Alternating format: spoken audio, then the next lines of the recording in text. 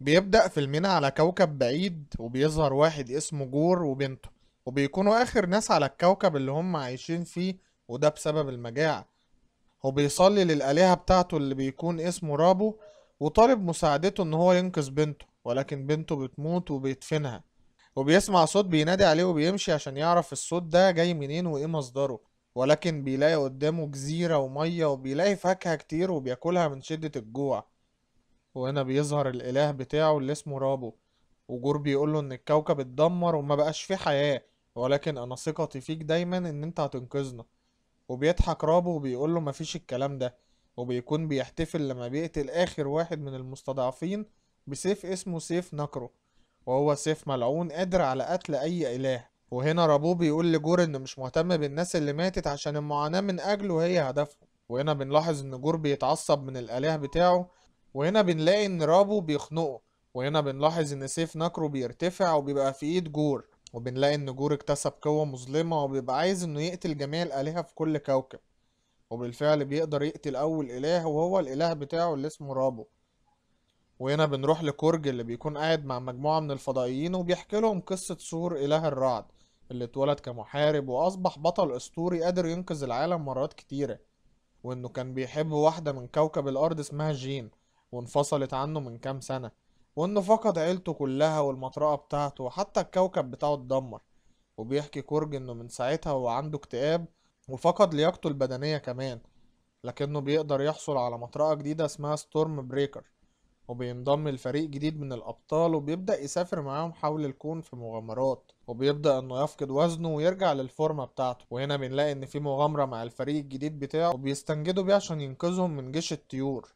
وبالفعل ثور بيوصل وفي إيده ستورم بريكر المطرقة بتاعته الجديدة، وبيقدر يهزم الأعداء كلهم بسهولة عن طريق ضربهم بالمطرقة. وبنلاقي إن ثور بيشخرمهم ويطلع على المعبد وبيدمره وبيقدر ينقذ الفريق بتاعه.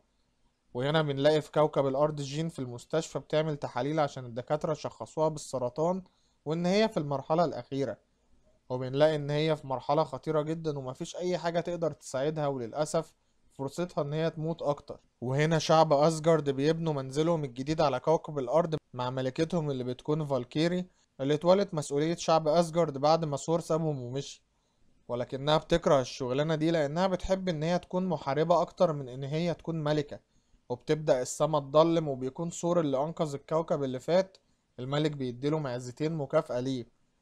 وهنا فريق ثور كان بيتفحص النظام وبيلاقوا إن جور كان عمال يقتل الآلهة في كل الكواكب بسيف نقره، وبيلاقي إن ده استغاثة من سيدة في كوكب وهي بتقوله ساعدني.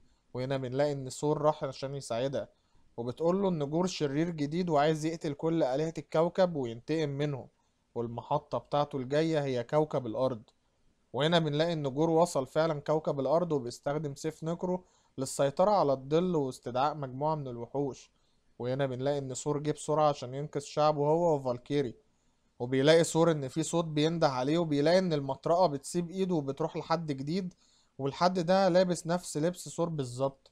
والمفاجأة بتكون ان الحد ده بيبقى جين، وبتبدأ تضرب الوحش بالمطرقة. وهنا جين بتقلع الخوذة وبيكون ثور مصدوم من اللي هو شايفه، ولكن لما بيتأكد ان هي جين بنتفاجئ بعدها ان في فلاش باك عن قد ايه كانت علاقتهم زمان كويسة وعندهم لحظات سعيدة كتير. وكان ثور في الوقت ده وعد بحمايتها من اي حد، وانه دايما هيفضل معاها، ولكن بسبب ان جين عالمة فكانت مشغولة، بسبب ان ثور كان دايما مشغول بمهامه. جين في الاخر برضو كانت مشغولة بالشغل بتاعها، ففي الاخر انفصلوا عن بعض. وهنا ثور بيلاقي ان جور رايح عليه وعايز يقتله، وبيمسكه من رقبته وبيبقى عايز ياخد المطرقة بتاعته، ولكن ثور بيغضب وبيضربه بعيد.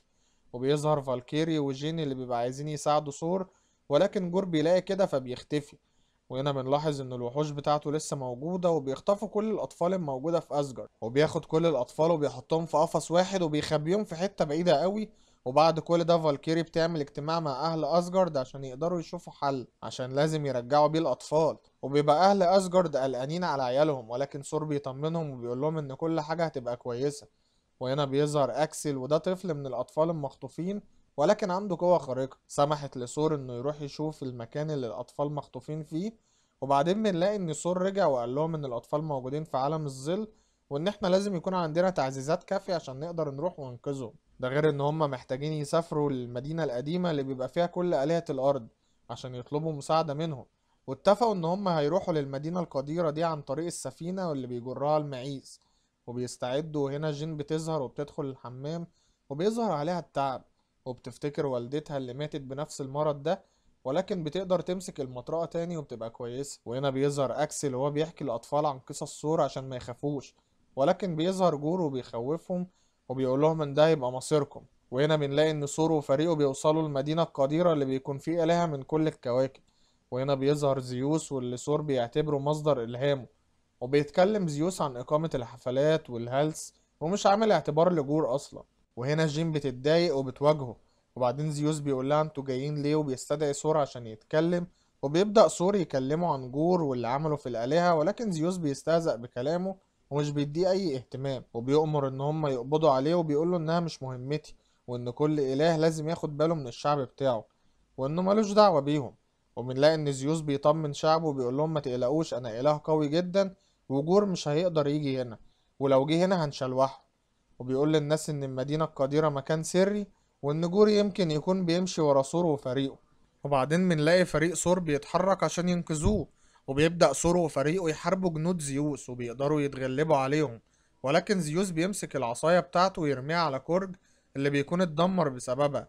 وبعدين بنلاقي إن زيوس مسك العصاية تاني وهيحدفها على ثور اللي بيكون غضبان جدا وزعلان على كورج، ولكن ثور بياخد منه العصاية وبيحدفها على زيوس وسط ما الناس كلها مندهشة.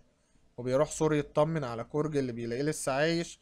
وبعدين بنلاقي ان في جنود تانية جاية، ولكن فالكيري بتستدعي السفينة وبتاخد العصاية بتاعت زيوس وبيهربوا. وهنا بنلاقي ان هما في طريقهم لمدينة الظلال عشان ينقذوا الاطفال. وهنا بيظهر سور وجين وبيفتكروا هما ليه سابوا بعض، وهنا سور بيقول لها انه لسه بيحبها، ولكن جين بتقول له انها عندها السرطان وفي ايامها الاخيره. ولكن سور بيظهر دعمه ليها وبيقول لها انا معاك. وبعدين بنلاقي ان هم دخلوا مدينه الظلال وان الالوان اختفت وان كل حاجه بقت سودة، فبيهبطوا بالسفينة وبيلاقوا القفص اللي فيه الأطفال فاضي، وبيدوروا عليهم وبيدخلوا مبنى. وبنلاقي إن جين شافت ورق فيه مخططات جور اللي كان عامل لسور كمين لأنه عايز المطرقة بتاعته، وده طبعا عشان يفتح بيها البوابة اللي هتزيد من قوته. وهنا بنلاقي إن جين بتجري عشان تقول لهم، وبيظهر جور اللي بيكون عامل لهم كمين. في اللحظة دي بتظهر جين وبترمي المطرقة على جور، ولكنه بيقدر إن هو يتفاداها وبيتحكم في الظلال عشان يقبضوا على الأبطال بتوعنا اللي هم ثور. وبيطلب من ثور الستورم بريكر، ولكن ثور بيرفض. ساعتها جور بيخلي الظلال اللي تبعه تبدأ إن هي تأذي جين وفالكيري، وده طبعا بيضغط على ثور عشان يستسلم. وفي اللحظة دي ثور بيستجمع قوته وبيستدعي الستورم بريكر مرة تانية، وبيقدر يأثر بقوته في الكوكب كله، وبيقدر إن هو يحررهم من الظلام بتاع جور. وبعدها بيجي جور وبيستخدم النيكرو لإخراج مجموعة من وحوش الظل، وبتبدأ معركة تانية. وفي اللحظة اللي بتقاتل فيها جين وفالكيري مع الوحوش، بيكون ثور والستورم بريكر معاه بيحارب بيها جور، ولكن جور بيكون معاه سيف نيكرو. وبيجي الماعز هنا وبياخد الوش بتاع كورج لأنه اتضرب جامد واتبهدل بصراحة. وبيتشتت ثور لما بيكون بيقاتل وحش من الوحوش. وفي المشهد اللي بعده بنلاقي إن فالكيري بتقاتل جور، وبتقدر بالفعل إن هي تضربه، بس ده ما بيكونش كفاية عشان تهزمه. وفي اللحظة دي جور بيطعنها بالسيف، ولكن ثور بيلاحظ وبيحاول يجري عليه عشان ينقذها، ولكن الظلال فجأة بتمسكه. ولكن ثور بمساعدة البرق بيقدر إن هو يتخلص منهم، وبيروح ثور عشان يحارب جور. ولما ثور بيوجهله ضربة بالبرق، بيقدر جور إن هو يتصدلها عن طريق السيف اللي معاه.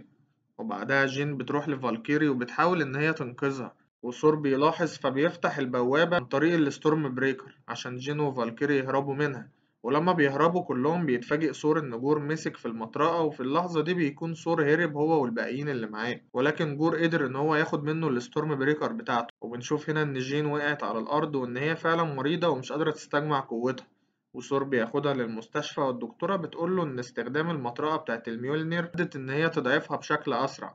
وثور بيكون عارف إن هي عايزة تكمل قتال، ولكنه بيقول لها إن هي مش هتقدر، وبيوعدها إن هو عايز يقضي أكبر وقت معاها، وبيقنعها إن هي تفضل موجودة. ولما بيكون في طريقه للخروج بيقابل فالكيري اللي بيكون معاها الثاندر بولت، وبتديه لثور مرة تانية عشان يروح يحارب بيه.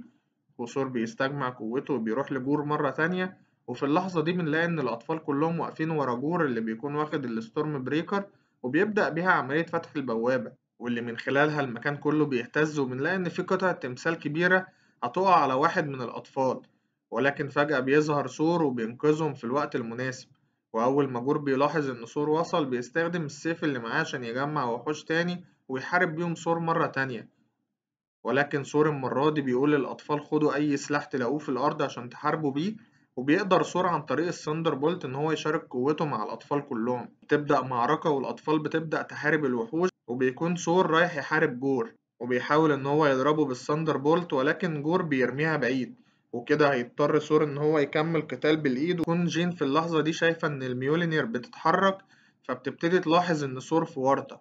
وبعدها بنلاقي إن جور متغلب على ثور وهيطعنه، ولكن ثور بيستجمع قوته قصاده. وفي اللحظة دي بتيجي جين على الحصان بتاع فالكيري وبتحدف المطرقة على جور عشان تضربه بيها. وبيستغل ثور الفرصة عشان يرجع الثاندر بولت تاني. وبيروح هو وجين يحاربوا جور مع بعض. وجين بتلاحظ إن البوابة بتتفتح، عشان كده بتخلي ثور يروح يرجع الستورم بريكر بتاعته وهي تدب في جور عقبال ما ثور يخلص. وهنا طبعا الأطفال على وضعهم زي الفل بيحاربوا الوحوش. وبتكون الظلال ماسكة في الستورم بريكر جامد، وثور بيبدأ يضرب فيها بالثاندر بولت. وبنشوف إن جور بيضرب جين لكنها بتقاوم عن طريق الميولينير. ساعتها ثور بيقدر يرجع الستورم بريكر بتاعته وبيرميها على البوابة عشان كل الأطفال يرجعوا أماكنهم. وبيروح ثور يحارب جور، وجين بتساعده بيستجمع قوتهم عن طريق البرق. وبيضربوا بيها جور اللي بيكون ضعف وعلى الأرض شايف إن بوابة الخلود اتفتح وهما التلاتة فجأة بيكونوا جواها. وبيكون ثور شايف جين وهي بتموت، وبيقول لجور إنه مش بيدور عن الانتقام أو الموت ولكنه بيدور على الحب.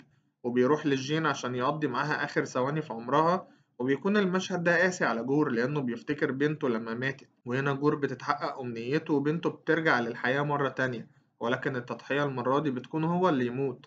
وجور بيوصي سوري يهتم بيها. وفي اللحظة دي جين بتموت وبتتبخر. وبنرجع لكوكبنا بنلاقي إن جين بقت أسطورة وليها تمثال، وبتكون فالكيري بتدرب الأطفال. وكورج بيستعيد راسه مرة تانية. وثور بنلاقيه مع بنت جور إن هو بيحضر لها الفطار وبيبدأ يعلمها إن إزاي تستخدم الميولينير علشان تساعده وتقاتل معاه. وبينطلق عليهم اسم الحب والرعد. وبعدها جين بتروح للجنة بتاعت أسجارد اللي بتكون اسمها فالهالا، وبيتم انضمامها لقاعة الآلهة. وبيخلص فيلمنا على كده. متنساش اللايك والسبسكرايب عشان يوصلك كل جديد. سلام.